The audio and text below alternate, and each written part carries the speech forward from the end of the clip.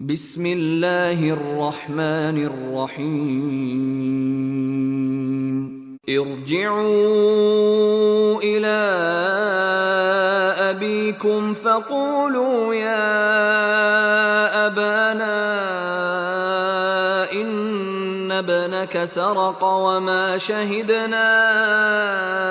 إلا بما علمنا وما كنا للغيب حافظين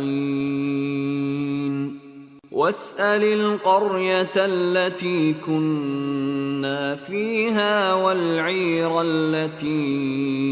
أقبلنا فيها وإنا لصادقون قال بل سولت لكم أنفسكم أمرا فصبر جميل عسى الله أن يأتيني بهم جميعا إنه هو العليم الحكيم وتولى عنهم وقال يا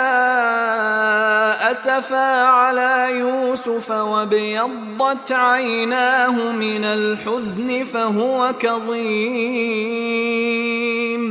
قالوا تالله تفتأ تذكر يوسف حتى تكون حرضا أو تكون من الهالكين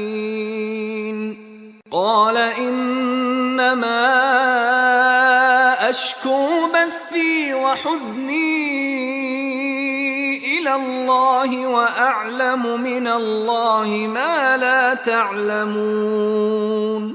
يا بني يذهبوا فتحسسوا من يوسف وأخيه ولا تيأسوا من روح الله إنه لا ييأس من روح الله إلا القوم الكافرون فلما دخلوا عليه قالوا يا أيها العزيز مسنا وأهلنا الضر وجئنا ببضاعة مزجاة فأوف لنا الكيل وتصدق علينا إن الله يجزي المتصدقين قال هل علمتم ما فعلتم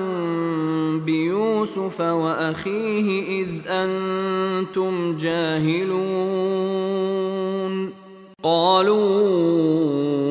أئنك لأنت يوسف قال أنا يوسف وهذا أخي قد من الله علينا إنه من يتق ويصبر فإن الله لا يضيع أجر المحسنين قالوا تالله لقد آثرك الله علينا وإن كنا لخاطئين قال لا تثريب عليكم اليوم يغفر الله لكم وهو أرحم الراحمين اذهبوا بقميصي هذا فألقوه على وجه أبي يأت بصيرا وأتوني بأهلكم أجمعين ولما فصلت العير قال أبوهم إني لأجد ريح يوسف لولا أن تفندون قالوا تالله إنك لفي ضلالك القديم فلما أن جاء البشير ألقاه على وجهه فارتد بصيرا قال ألم أقل لكم إني أعلم من الله ما لا تعلمون. قالوا يا أبانا استغفر لنا ذنوبنا إنا كنا خاطئين. قال سوف أستغفر لكم ربي إنه هو الغفور الرحيم. فلما دخلوا على يوسف آوى إليه أبويه وقال ادخلوا مصر إن شاء الله آمنين.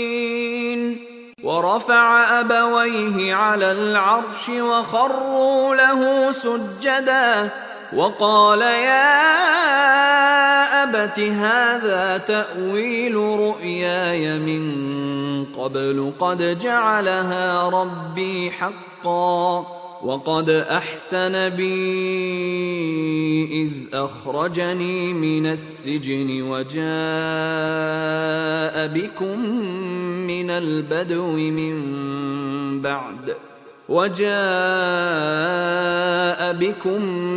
البدو من بعد أن نزغ الشيطان بيني وبين إخوتي إن ربي لطيف لما يشاء إنه هو العليم الحكيم. رب قد آتيتني من الملك وعلمتني من تأويل الأحاديث فاطر السماوات والأرض أنت وليي في الدنيا والآخرة توفني مسلما وألحقني بالصالحين.